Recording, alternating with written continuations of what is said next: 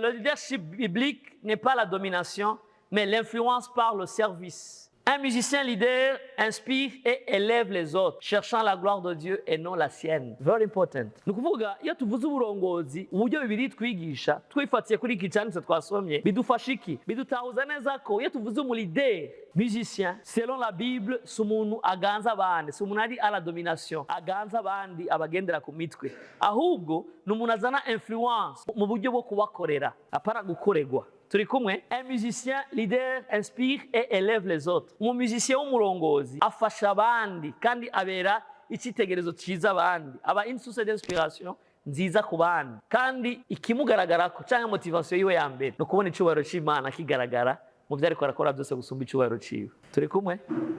Akantu mugasurinye, il fait tout pour la gloire de celui qui l'a engagé, pas pour sa gloire. Nakeneye ko zagweza iki cigwa twihana dusaba Imana tubabarire. Yesu abwe icubahiro. Kuko amatrava yose dukora, ibi bintu byose turiko turakora kugira ngo dushobore kuba impeccable no kuba meilleur, kenshi biri centre kuri egocentrisme, byubakiye kuri twebwe, apana kubona icubahiro c'Imana. Mbega ry'amasaha umara mu ijoro uriko uratravaya, motivation yawe ibari iyi, ibari wewe canke ibari icubahiro c'Imana, ibari kugira ngo utese wereka abantu ko muri iyi generation ni jewe ndi au top, cyangwa ukeneye kugira ngo ntange ikintu kiri excellent, kiri perfectionné, kimeze neza, kugira ngo bimenyekane ko ari Imana yonyine kwiye guhabwa icubahiro biciye muri izi mpano zanjye. Turi kumwe? Benshi batravaya neza kugira ngo baronke amagigi, idenariyo zize ku bwinshi.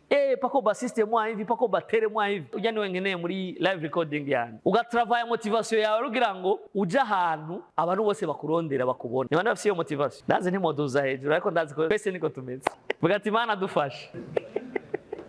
Uvyango vyemera si tunayuana lakini yega nanje ndi umumizishe siko nabambia benya tuishi ivyo bihe turabizi ni intambara tugwana buri munsi twama dushaka kugira ngo abantu batubone ariko inyuma ya vyose usanga uri kurubaka inzu ku musenyi ariko igihe cyose wiyumvira kugira perfection ton œuvre kwiyumvira kwagura no gukora neza mugabo ubona icubahiro c'Imana sindakubesha wowe urushizaho kudisparesa hama Imana ikaparesa muri wewe kandi nawugira iyo ni soko ikomeye cyane yo gushigwa hejuru plus ushira hejuru Imana plus wifuza abantu babona Imana gusumba wewe wisanga bariko barakubona sinzi ko muntahura muriko murabitahura atari kubera uvuza cyane neza naho ubikora neza mugabo ari kubera ivyo uvuza birimo ubuzima kuko celui qui vivifie ce que nous faisons c'est bel et bien le propriétaire de nos talents wabitushizemo ni wabiha ubuzima turi kumwe.